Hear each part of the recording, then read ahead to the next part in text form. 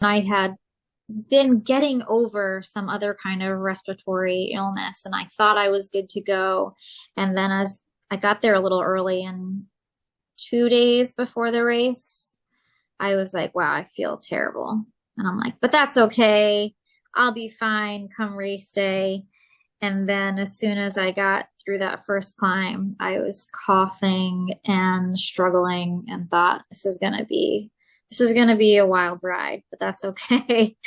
I didn't feel too terrible. I felt like we can keep moving and I'm comfortable and I'll just purposefully take it slow and do our thing here. And it wasn't until kind of halfway through, it was the middle of the night. We were a little over 50 miles in, and I'm leaning on my poles, coughing up bloody sputum. And I'm like, what is happening? Why? Why is this happening to me? And I can't quit. Like, we're too far Mhm. in.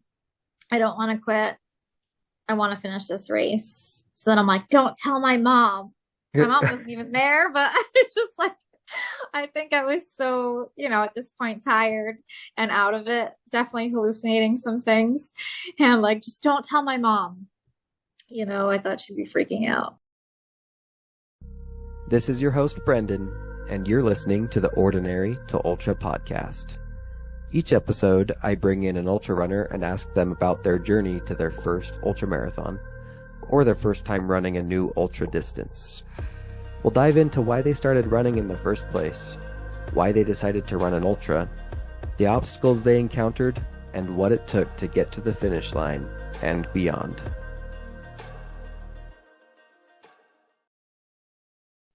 Hey, Kali, thanks so much for being here today. Appreciate your time. Happy to be here. Awesome, awesome. Kali, I'd love to know if you have gone on any fun running adventures or otherwise other adventures lately in New York or anywhere, I guess. Lately it's been pretty chilly here. So this weekend we did a nice little run on the trails as a snow squall came in to finish us off, but survived. It was good. It's always fun times in Syracuse in the winter. You Yeah, never really know what you're gonna get. yeah. Pretty good snow, huh? Yep. I get that. Yeah, squall. Define a squall. Like you get an emergency notification to your phone that a Oh, snow squall is coming, oh, sweet. So that's and the scary. and the sky turns dark, and you Oh, don't really know shoot. what's gonna happen. Okay. Okay. I And feel then the that. snow comes, and there's wind, And it's and you just kind crazy. of laugh about it. Yeah. Dang. You often run like do you run outside in the snow even if it's like if it's if you have a planned run, are you the kind of runner that like goes out anyways, even though it's snowing? Yes, I am. Just because I feel like kudos to all of you treadmill runners, but personally, I feel that 6 miles on a treadmill is about 20 miles outside. So I would much rather deal with whatever element is going on outside these walls than get on a treadmill. Yeah. Um I feel that. I ran on a treadmill for the first time in years today. Um I'm at my parents' house because I've got a company retreat near my parents' home. But yeah, I ran on the treadmill for 6 miles, and it was actually only five and a half, but I was running as hard as I would have for 6 miles. So I was like, getting weird and confused about distance on a treadmill. And but I did watch The Walking Dead, and that was fun. So I don't know. Okay. Maybe I need more treadmill in my life because you can like watch TV. But I don't know. Whatever floats your boat, whatever gets you moving, I guess. I guess. But no, I love running outside too. We got tons of snow this week, and I got out there anyways. You gotta go. Um, yeah, it's different when you got to get all the gear for winter running. Yeah. Do you have like what are those? Do you have gaiters and stuff for running in the snow? No, I end up with cold ankles. if my socks aren't long enough. But typically, no, I just kind of deal with it. I have, shoes that are good in the snow and the ice, and obviously warmer winter gear, but I don't really do gaiters. Cool. Yeah. I usually don't, but one time I ran in like 2 feet of snow, and Mm, that was bad. So I don't yeah. recommend gaiters for trail running and snow. Yeah. Yeah. Anyway, cool. Well, Callie, I'd love to dive into your history now. What got you running in the first place, and about when was that? I had some pretty significant life changes, such as having 3 children in the span of about 16 months and losing someone close to me. And I needed some kind of outlet. And I had first gotten a Peloton. I rode a bike a lot in my house. And then I had a Mhm. friend tell me I could run. And I said, I can't run. I've never run my entire life. I've never been an athlete. Can't do it. And she kind of pushed me for it. And I ended up saying, fine, I will try it. I signed up for a 1 mile fun run at the local zoo. And that was the end of 2019. And it was like the hardest thing I'd ever done, besides what I went through having kids. And I did it. For the very first time, I ran an entire mile without stopping to walk. And it was really fun. And I thought I'd like to do more of that. Wow, with a zoo run. That's really fun. Yeah. Yeah, you get to go say hi to the zebras and giraffes while you're running around. I connect with that 1 mile being really hard. Like when you first start, yeah, my ankles and stuff were so swollen after just a mile. It's Yeah. crazy.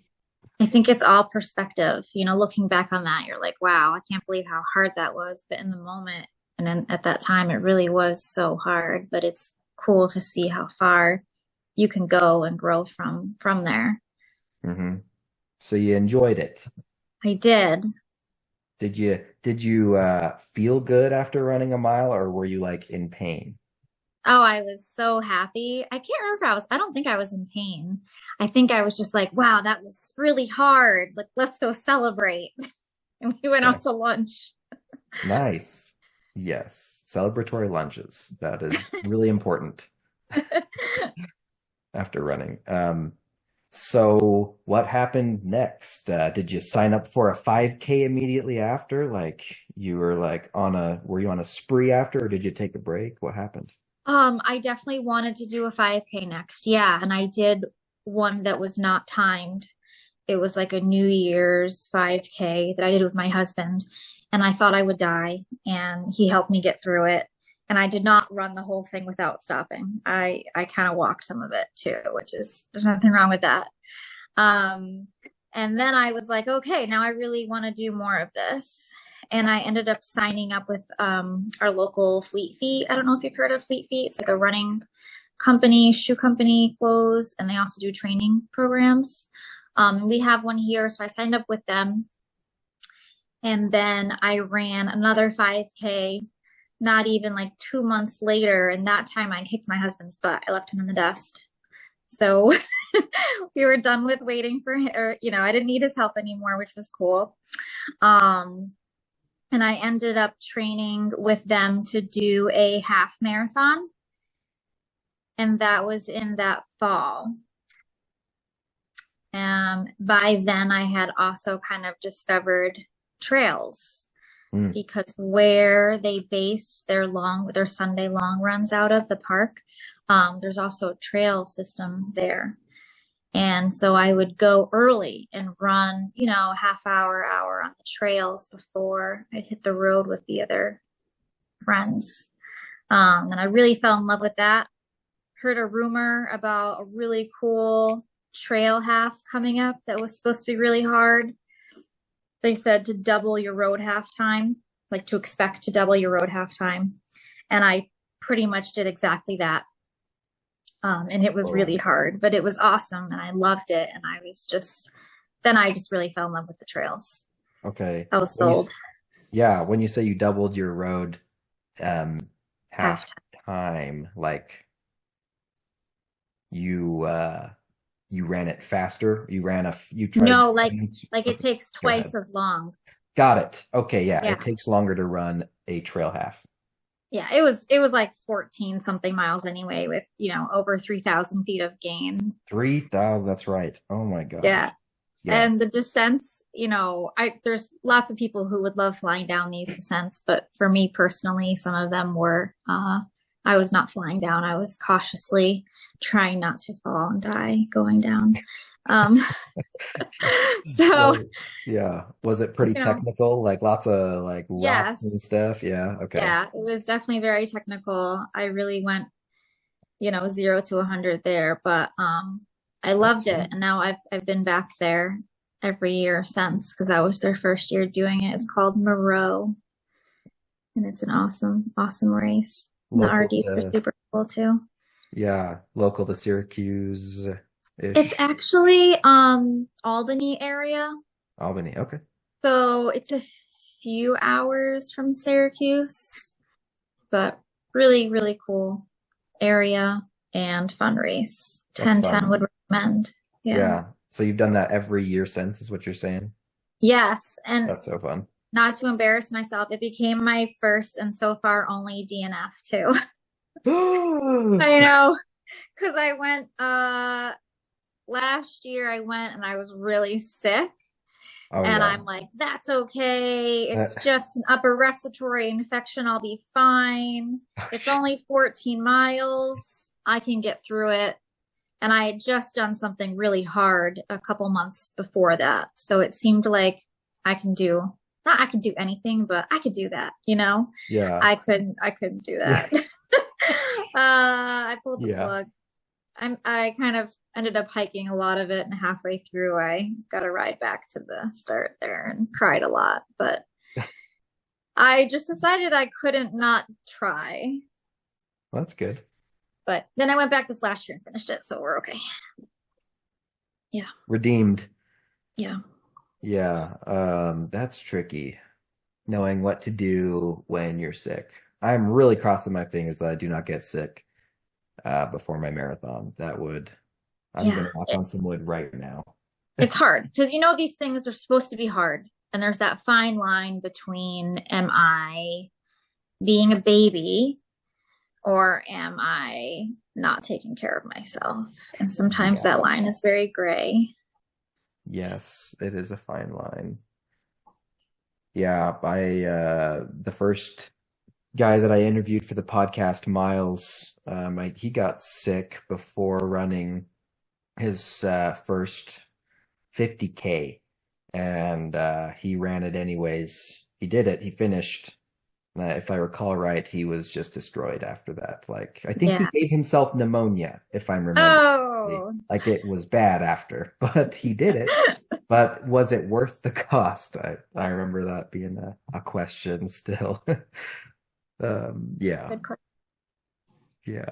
Okay, so you did this trail half and the from the mile run that you did at the zoo to this half marathon, this was all in the same year? This was the mile run to the road half was less than a year, a little less than a year. Yeah. And then the Okay. mile run to the trail half was just a little bit over a year. Okay. Awesome. Awesome. Yeah. Making some good progress. And okay, so what happened next? I'd love to know between or how long was the gap between your trail half and your first ultra marathon? 5 months. 5 months. Boom. Get there. Awesome. And it was it a 50 miler or a 50K? It was a 50K. So what happened was after I ran that trail half, we were all just hanging out after our Sunday long run, Hmm. eating some cookies, maybe drinking some beers. And I had a good friend of mine, Ian, who's now an RD, and he's amazing. just tell me that I should skip the marathon and go straight to ultras. And I was like, that's a great idea. Why not? So that's what I did. So I just continued training with Fleet Feet and, they built me up to that mileage. And then I ran a 50K. That's sick. Um, I'm curious because I'll be training for a 50K this year. What sort of mileage were you putting in a week? In the middle of maybe you're getting close to actual 50K, maybe it's like 2 months before. What kind of mileage were you putting in at like that point? Geez, I honestly can't Ish. remember. Huh? I don't think it was too terrible now that I've trained for longer things. But I honestly can't remember. I don't think I was doing back-to-back long runs back then. I think it was just my weekday runs and a long run Sunday. Hmm. Yeah. Did you typically run like every day during the week, or is it just a few days? No, I really like my rest days. Yeah, yeah. So Same. typically Monday and Friday, I'm not really doing much at all. Okay. Back then, I don't know if I was running Saturdays or not, or if I was, it wasn't very far. Hmm. I mean, nowadays I do back-to-back long runs on the weekends and then base runs Tuesday, Thursday, speed work Wednesday is my typical thing. So Hmm. it's pretty similar to that, but probably a little less Okay. Solid, intense. solid routine, man. Um, okay, so 50K, you prepared for and ran this 50K. I'd love to hear the details that you remember. This was in 2020 was your 50K? This was 2021. So it was 2021. like when the world was starting to come back, Yeah, it's like, okay, some type of COVID's normalcy. yeah, Yeah. COVID's not even cool. We're gonna run anyways. Awesome. Yeah. We're outside in the woods. What's the worst that could happen kind of thing. Exactly.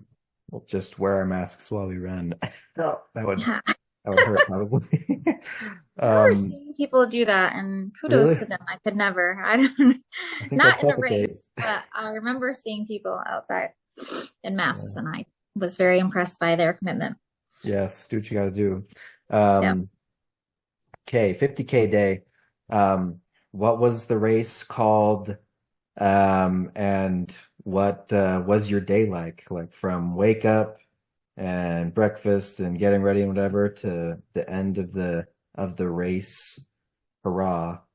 What was the You day? are really bringing me back in time. It That's feels right. like so long I'm gonna try to get everything out of you that I can. ago. Just whatever you remember. I remember that I was very excited and also terrified, and I had some great friends running it, and most of them it was their like first 50K too. So it was just a really Fun. exciting day for a lot of us. I couldn't tell you what I was eating for breakfast back then. Probably a banana, I don't know, or oatmeal. Something very boring.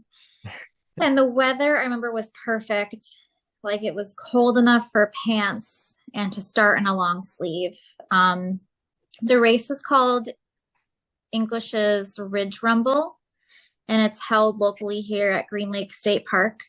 Hmm. And I believe he called it Ridge Rumble because he tried to hit every ridge Hmm. on this 10-ish mile loop. Hmm. So it had a decent amount of elevation gain, and the format, there's three different race lengths. You could do one loop for 10 miles, two loops for 20 miles, or three for 50K. Hmm. Um, so that was nice because you could kind of come back to home base and regroup. So I was able to kind of refill my vest, change, like it got warmer, so took off my long sleeve. I remember that. Lots of friendly people out there. This was only my second trail race.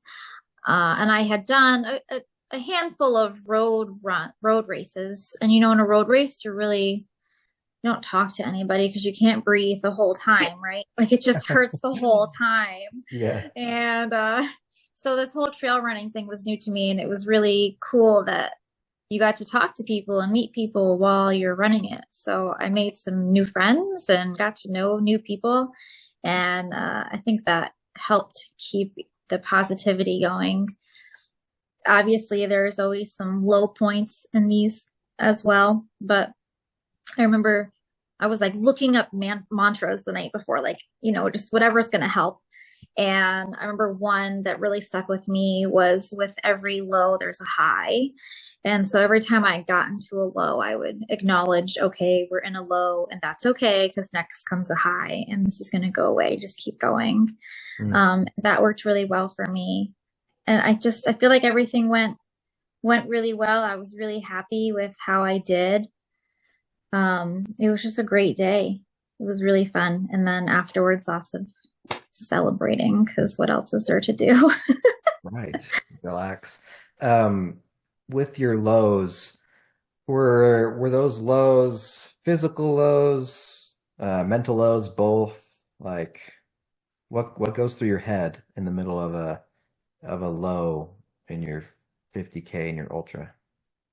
I think at that time, it was probably mostly mental, like, wow, I have so much further to go and I'm tired and this is hard. It's hard. There's no, way around that. It's a hard thing to do. Um, I mean, if I remember correctly, physically, I was feeling pretty good. You're just tired. I mean, I remember there was this one portion of the race where I'm probably in the last 3 to 4 miles of the whole thing. And there's these two women hiking because it's a pretty popular park during the summertime. And so they're hiking by, and I heard one of them say to the other, "How long does this race go on for?" Because they had been seeing racers like all day probably. And, now we're in pretty late morning. I think we probably started around 8. So getting close to lunchtime. And I just looked back and yelled, "Forever." And we all laughed. But it feels like forever sometimes. And, even when you're almost done, suddenly it feels like, wow, 3 or 4 miles feels like a really long ways to go right now because you've already gone, you know, 20 something. Yeah, yeah, that's true. What was your time? Like how long were you running for at the end of this 50? Look it up. Every I was want to say it was like 5, it was 5 something. I mean, 5:20. I can't remember. I'm gonna look it up for you because it's gonna bother me. okay, well then do it. Yeah, 5 hours on the trail. My longest long run, I think was 3 hours. So yeah, just add another 2 hours to that. Okay. It was Cool. 5:26:51. And I was very proud of that time. It's a smaller race. There were one, two, three, like 15 females. And the top 4 females are like I know them all personally and they're all incredible and women I look up to. And I came in 5th. So that was like a huge honor to me, basically to be so close to them. Um, so I was really happy with how that went. I Yeah, haven't been able to run that course that fast again, but it was a good time. really. That's incredible. How many times have you done that since? I think I only have done it one other time, to be honest with you, actually. Okay. Was it one other time or 2 other times? I'm losing track. One. Yeah, only one other time. Okay. It feels like more. Yeah. Yeah. The next time I ran it, the weather was, I was a little slower. The weather was much warmer. Mm, And when you come out of training through this winter and then it's April and it's what's that? hot out, your body is like, what is happening? This is terrible. Yeah. So that's tough. You can't predict the weather. Yeah, the heat's different. Yeah. My first trail half that I did, like I was running in the morning, like early, like 6 before the sun came up or while the sun was coming up, and it felt amazing because there's no sun and it's cool-ish. And Mm. but yeah, when the heat hits, it's like, yeah, it's different. You're like, all of a sudden I need to drink a lot more water and electrolytes, and it's, yeah, harder. Yeah. I feel like the heat hits differently at the end of the summer versus the beginning of spring too, right?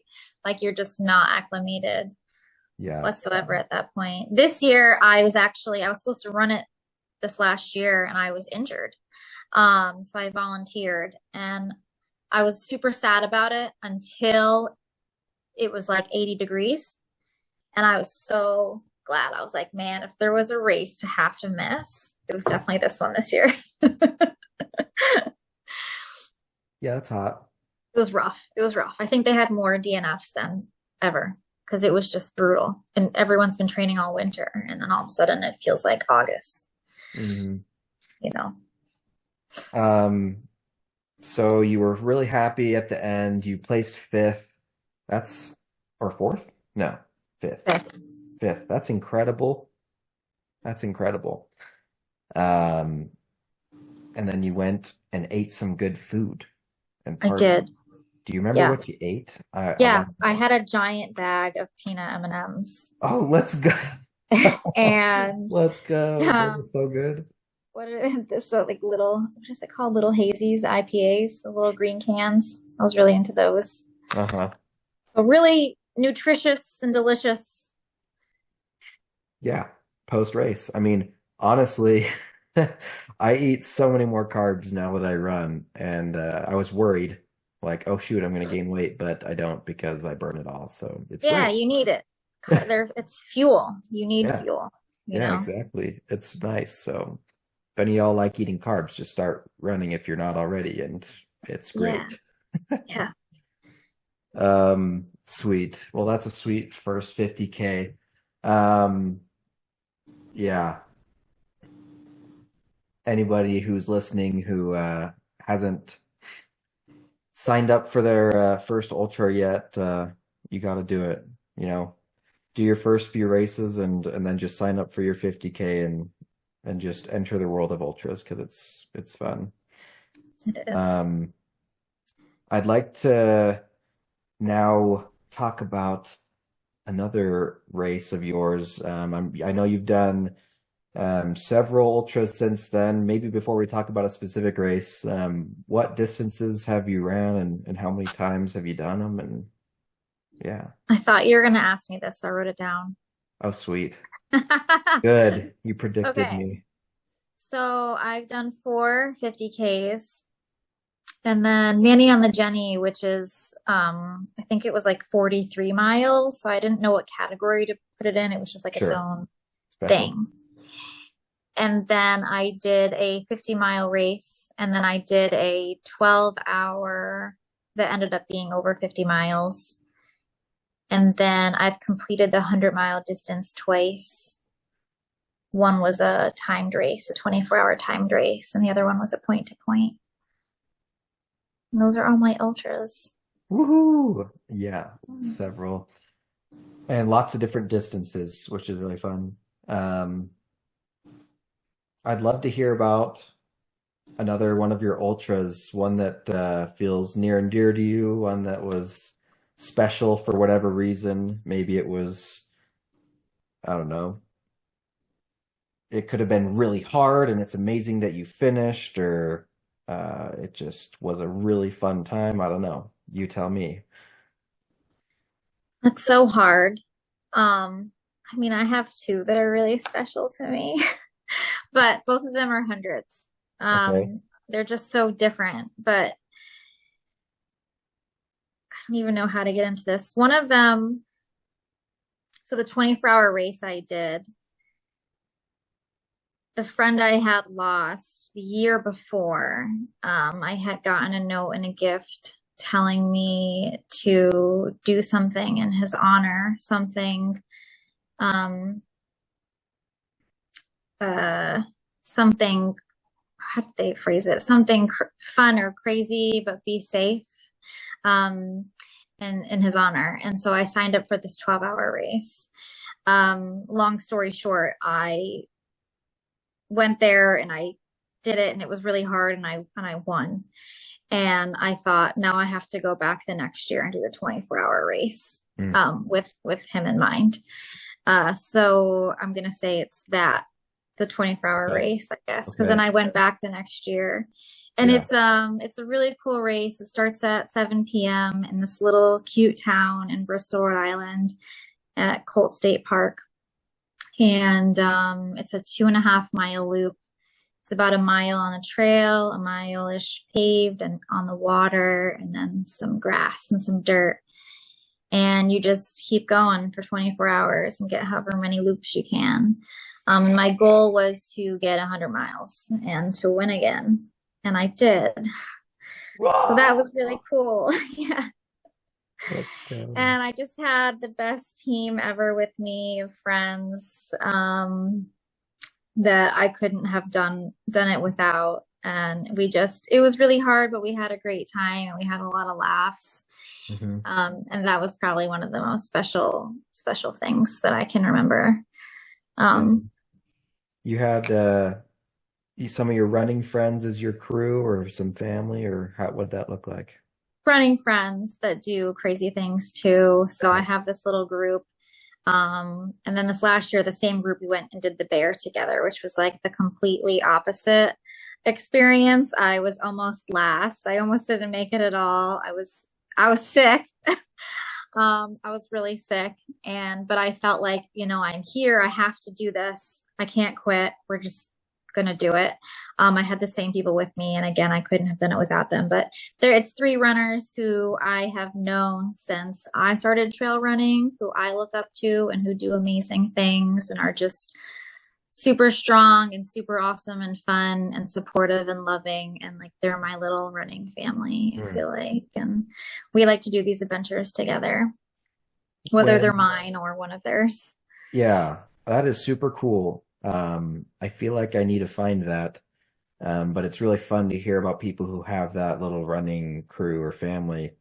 When you met these folks, were you all in different places in your running, like, career? I don't know if you want to call it that. Like, you'd all run different distances and were at different levels of fitness. Like, what did that look like? They had all been running a little bit longer than me, but not by much. And I consider them to be in a faster group than myself. So I definitely look up to them in that sense and their abilities. Like they're just amazing. Distance wise, we were all, I think, in a pretty similar place. And then one of my friends, his name's Doug, he did his first 100 miler the same year I did. The same year I did mine. Yeah. So, we've been pretty similar with those things.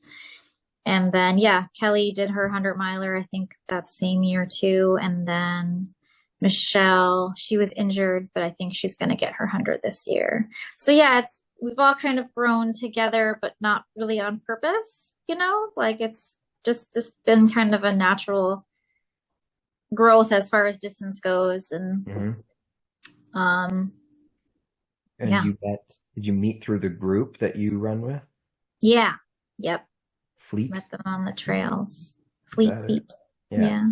that's And sweet. now, I mean, funny enough, none of us run with Fleet Feet anymore, really. Like, kudos to Fleet Feet, and I'll always be thankful for them. My schedule just doesn't allow it right now because of the kids and stuff. Hmm. Um, and then, Kelly has kids and things, and we all have these other commitments and stuff that kind of make things a little complicated. But yeah, I don't know if Michelle started out with Fleet Feet or not, to be honest with you, but Doug and Kelly did, and so did I. So, but yeah, we all found each other on the trails, Cool. which Okay. was pretty cool. Okay. Yeah, I just need to get with a local running group. That's great advice for anyone out there. Like, Oh, I definitely always recommend like a running group. I mean, especially when I started, yeah. just having that accountability and the miles fly by when you're chatting. getting to know people or finding friends that you love spending time with. You know, it's just different. Um, and of course, there's always those days where I appreciate running by myself too. There's nothing wrong with that. Yeah. But there are times when I feel like, man, I need that support of my buddies. I need my group. I want to be with them. And especially when the weather's not fantastic, you know, you can laugh about it together instead of complaining or complain about it together, whatever works. You know, it's just Well, nice having that group. And I really had no idea what I was doing. I just knew what I wanted to do.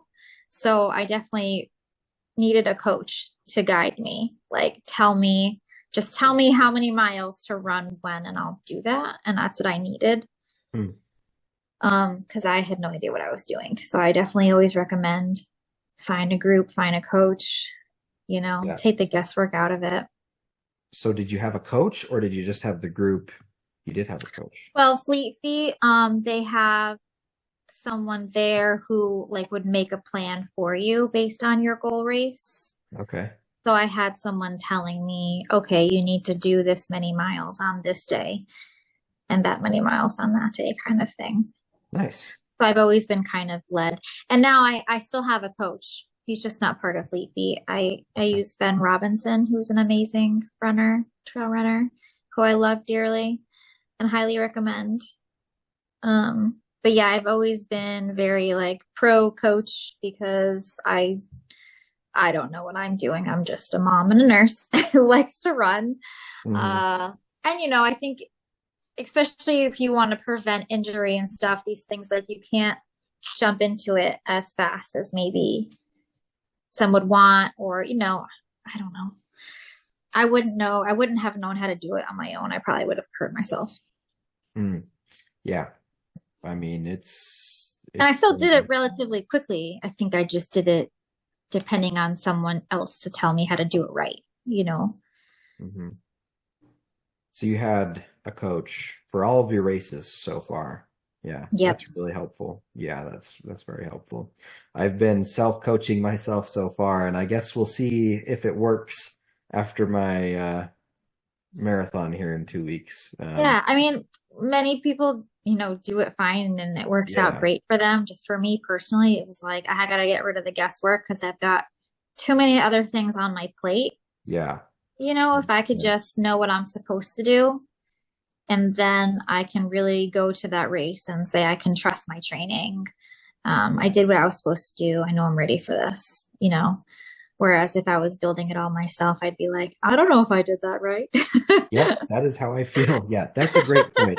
That's a great point. You can feel more secure about your training maybe on race day, you know. You're like, I did what I needed to do. Someone who knows his stuff, her stuff, told me what to do. This will be great. Yeah, That's a fair and awesome point towards having a coach. sure. I know there's lots of, you know, free programs out there too and guides. But for me, again, just the whole thing with having kids and juggling work and, you know, things come up. And I just know or knew that if I have like a plan just printed out that can't be changed, I'm probably not going to be able to follow that to a T. And I wouldn't really know how or where to adjust. Whereas if when I have my coach now, I can be like, hey, I have two kids throwing up today. I'm not going to be able to run. How should I adjust my week? You know, a little personal touch to it to make sure I still feel like I'm staying on track even when these things come up. Hmm. That is great advice. I love talking to people who have coaches and seeing how that is. And I'm sure, I mean, is your coach local or is he No, he's yeah, not online? local. Cool. How does that Yeah. work? We have a shared spreadsheet. And then I also have his phone number, so I can text him if it's something more urgent than him checking our spreadsheet. And he puts in what I should do, and I put in what I've done and how it went and whatnot, and he'll comment back. Um, and we can have a conversation on there if need be, or I can text him, or I've hopped on the phone with him before too. So it works fine. I don't see much different between that and having someone, you know, super local. Cool. But yeah. Cool. Well, cool. Thank you for explaining your running friends and your coach. That's Sure. really fun and interesting. I hope that is helpful advice and thoughts for folks listening. Um, but coming back to your 24-hour race, okay, so you had your crew there, and was it just you running from your crew that day? They were just there to support you, or did you? So in that race, if you're doing the 12 to the 24 hour, you can have one pacer for the second Okay. half of the race. So I did have my one pacer, Kelly, for the second 12 hours, and she was with me the whole time because she's amazing. Woo! What a friend. I know. She's done a lot of hard stuff for me, man. Yeah, She's that's so awesome. cool. I love that. That you, Yeah. yeah, you make me want to have cool ultra running friends. This will happen Yeah. someday. And she Um, was with me the year before when I did the 12 hour. So it starts at 7 p.m. So she's with me starting at 7 p.m. and she's just crewing me. And then she can hop into the race at 1 a.m. and then ran with me till 7 a.m. I mean, talk about a good friend there. yeah, So she's really awesome and will, do all this crazy stuff with me, which is nice. yeah, that is super legit. Um, Talk to me about the difference, um, the difference between this 24-hour, probably pretty flat race and your Bear 100 Ultra, which I know has over 20,000 feet of elevation gain. Yeah, Totally different, and it's point to point. totally Like, different. just talk to me about all the differences between these races. So the 24-hour race, I think I had a little under 3,000 feet of gain, maybe. And then the bear, it's over 22,000 feet of gain. Um, so that was one big difference. Obviously, the other big difference is loop race. One of the pros is, I just had a handheld with me, whatever my next nutrition was. Whereas the bear, Yeah. I have a pack on the whole time. Um, Point to point was really cool. I knew it was totally out of my comfort zone. That was part of why I wanted to do it. And just so different and beautiful. It was so beautiful. The other, I don't know if you want to call it an issue, the other challenge, I guess you could say, was the altitude. I came from sea level, and I had been getting over some other kind of respiratory illness, and I thought I was good to go. And then as I got there a little early, and 2 days before the race, I was like, wow, I feel terrible. And I'm like, but that's okay. I'll be fine come race day. And then as soon as I got through that first climb, I was coughing and struggling and thought this is gonna be a wild ride, but that's okay. I didn't feel too terrible. I felt like we can keep moving and I'm comfortable and I'll just purposefully take it slow and do our thing here. And it wasn't until kind of halfway through, it was the middle of the night. We were a little over 50 miles in, and I'm leaning on my poles, coughing up bloody sputum. And I'm like, what is happening? Why? Why is this happening to me? And I can't quit. Like, we're too far Mhm. in. I don't want to quit. I want to finish this race. So then I'm like, don't tell my mom. My mom wasn't even there, but I was just like, I think I was so, at this point tired and out of it, definitely hallucinating some things. And like, just don't tell my mom. I thought she'd be freaking out. And Well, coughing up blood is not normal. yeah, no, I fully understand that. um, but then daylight came and like I was still coughing, but it wasn't as colorful. So I thought things are improving. We're good.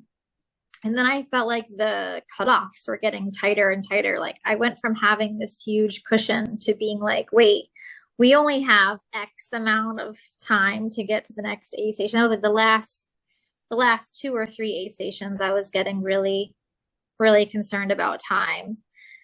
Um, but I knew if I made it to the last one, mile, I think it was mile 91, I want to say, and that's where I was picking Kelly up again. I knew if I could get to her, I could finish this race, even though I'd have to actually really run. And so when I got to that point, that was my like, I was emotional because for me, that was like the finish almost. Because I just knew in my heart if I could get to that point, we could finish this race. As long as I didn't, fall and hit my head or something crazy. Um, and we did. I got Kelly then and we took off. There was one more climb. It was like the steepest, one of the steepest, but not very long climbs of the race. And then we had to run to the finish. We made it barely. I think I had 17 minutes on the clock out of 36 hours, which is nothing, right? Oh my gosh.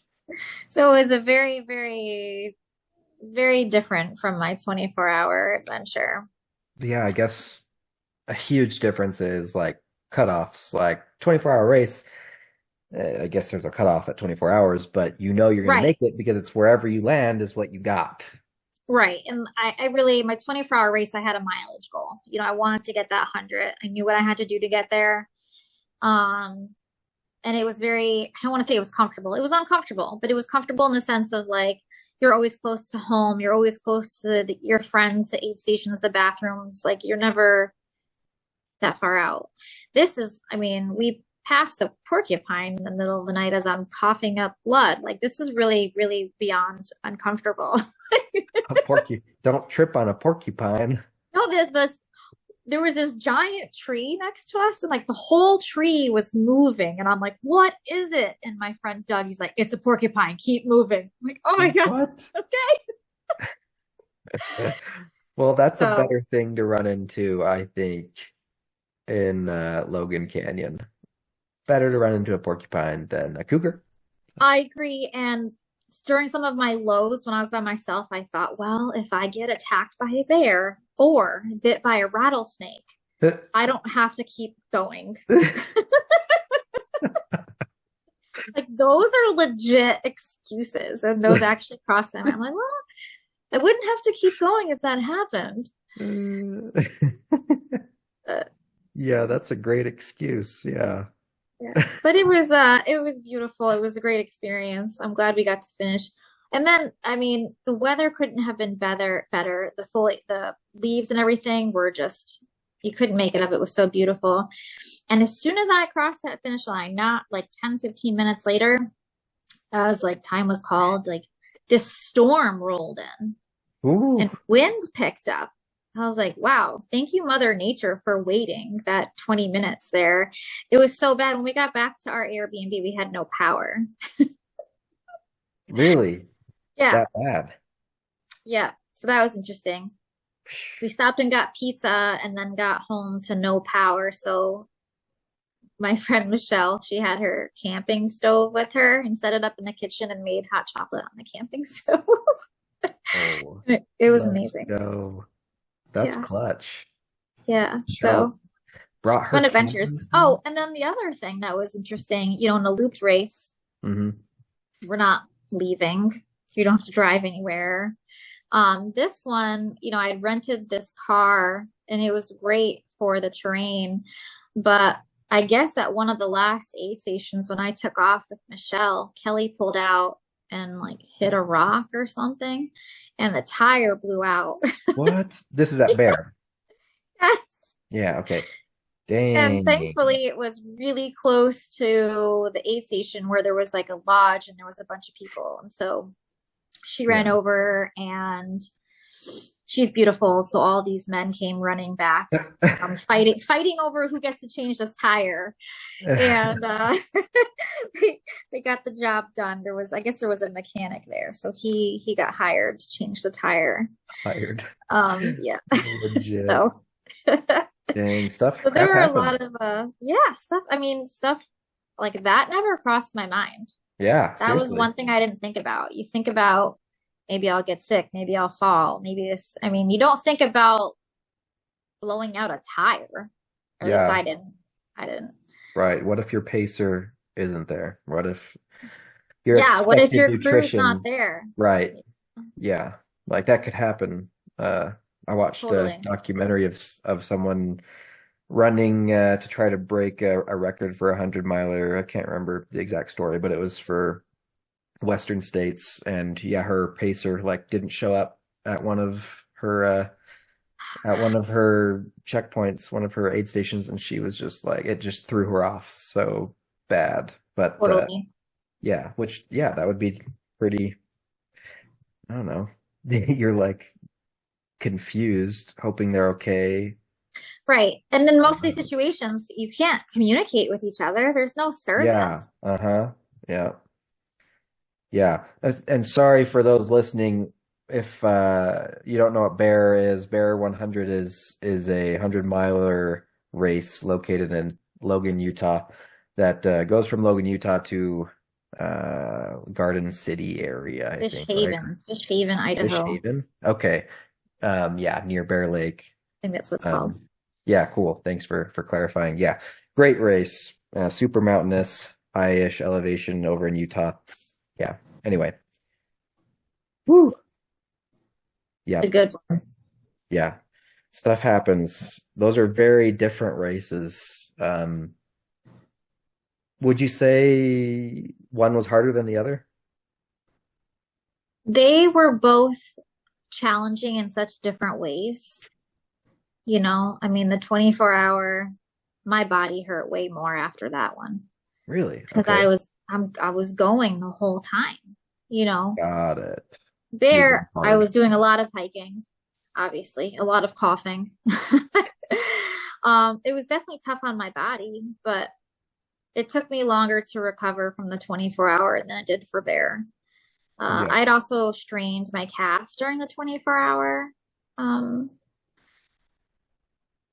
and I wasn't injured after the Bear at all, but I think they were just so different pace wise and everything that they just affected me differently.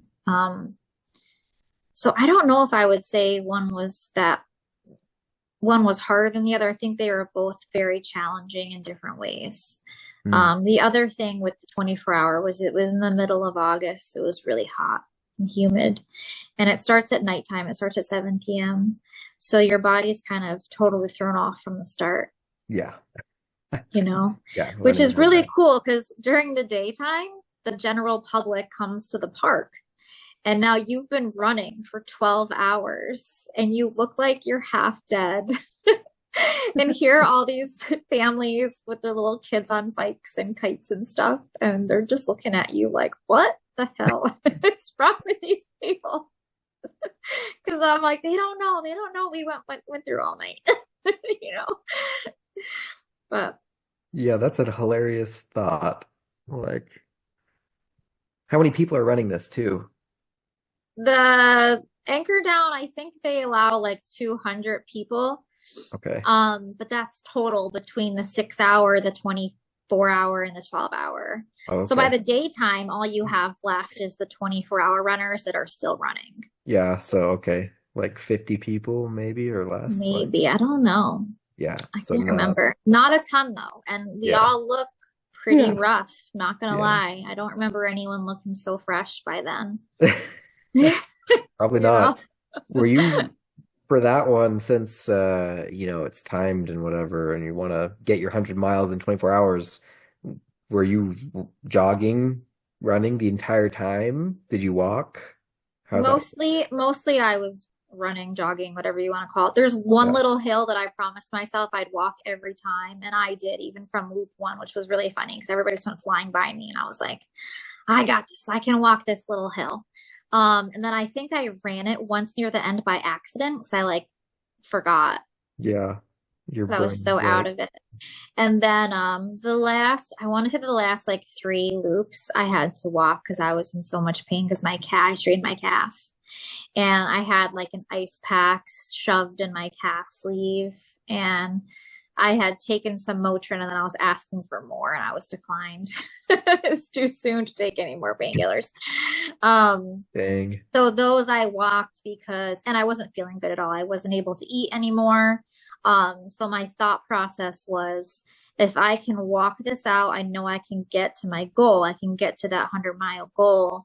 If I push myself, I may end up leaving via ambulance, which then I don't get my goal. And that just sucks to have to leave that way. So I was trying to be as smart as I could be with it, Hmm. you know? Yeah.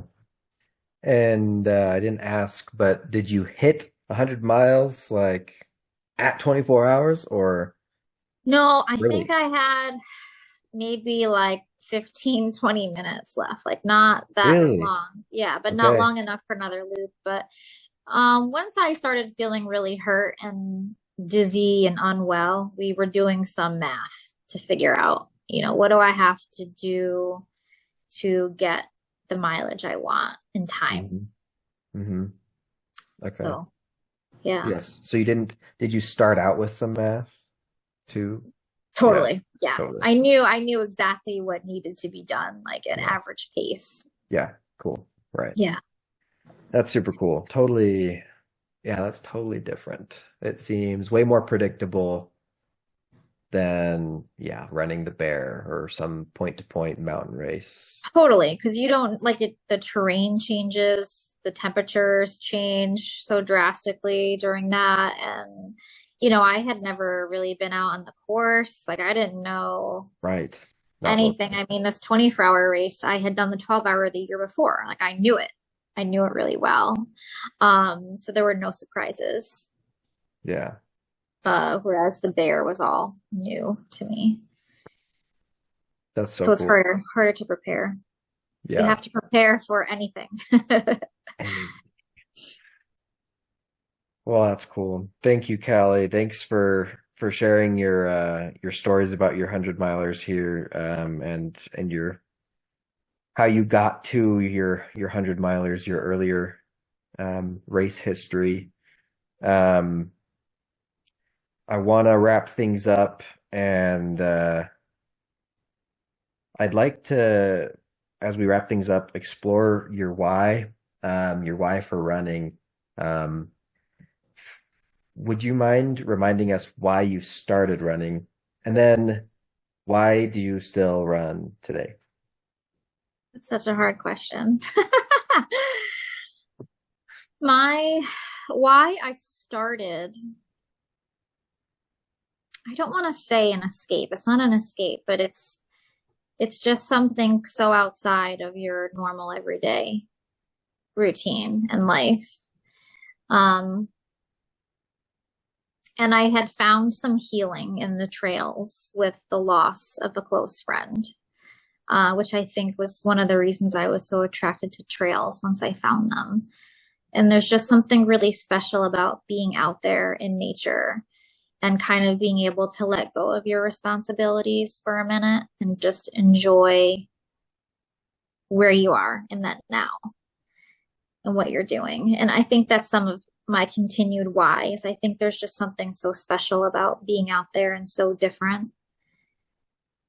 And I don't know the right word for it because, like I said, it's not an escape, but it's just another world. It's another part of your life that's in a way separate from other things, but it also brings me happiness and joy that comes back with me to those other things, if that makes sense. It does make sense. No, it makes perfect sense. I feel similarly. Cool. So that's why you started. Is that remain one of your main whys for running today? Yeah, I mean, my whys today, I mean, there's also those things that come with, challenging yourself and what are you capable of? Like, I was never an athlete. I got, most improved in JV softball because I was required to play a sport in high school because our school was so small, you know. So I think anyone that knew me back then would have definitely never predicted I'd be some type of runner or anything athletic at all. And I think it's really cool, being able to challenge yourself and to see how far you can push yourself.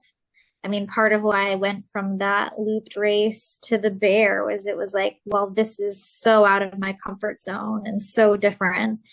And in a place I've never been, at an elevation I've have never tried, like, all these hard things. And it's just, if you really want it that bad, you can do it, which I think is really cool. So I love finding these new challenges and exploring them. And, what better feeling once you conquer them? Reach, reach. And if you had to leave listeners today with one advice, one mantra, I don't know, something wise, what would you say? And definitely keep in mind, like maybe the person listening is new. They haven't run an ultra yet, but they're intrigued by the idea. They're like, man, this would be a really cool thing to do, but it seems so hard or far away. What advice would you give that person? Man, obviously the easy ones like never give up. But I think one of the coolest things, I think it was my coach put in an email. I can't remember where I got it from, but the training is the test and the race is the celebration, which I think is so important to remember when you don't want to get out the door and you don't want to, there's just days I don't want to run. I just don't feel like it. But if you want that goal bad enough, don't give up on it and don't give up on yourself. And just know if you really want it that bad, you can absolutely achieve it. Thank you. Sure.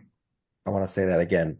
The training is the test and the race is the celebration. Yeah. Yeah, I'm gonna look it up. That is fantastic. I think it was. I think it's in his pre-race emails. I hope he doesn't get mad at me for sharing. He wouldn't. This is Yes. going to make him famous. Okay.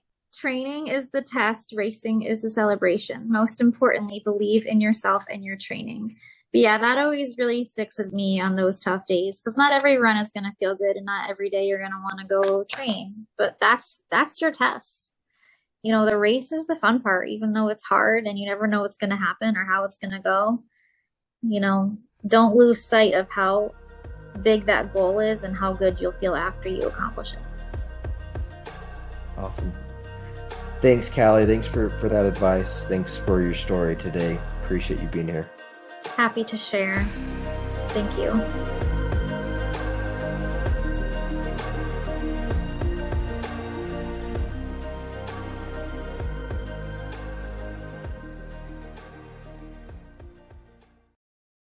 Hey, Brendan here. I just wanted to thank you for listening to today's episode. As someone new to ultra running myself, I found these conversations to be super valuable, and I hope they are for you as well. And if you want to know when the next podcast episode comes out, make sure you subscribe to the show.